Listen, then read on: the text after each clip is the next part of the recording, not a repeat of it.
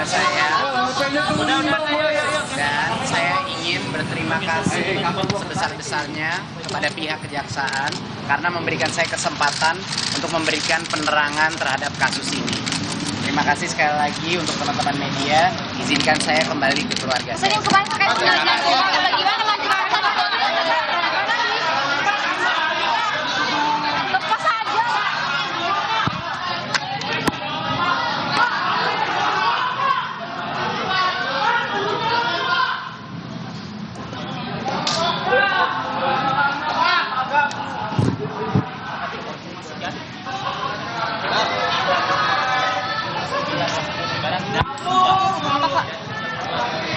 Aku nggak dengar, sumpah.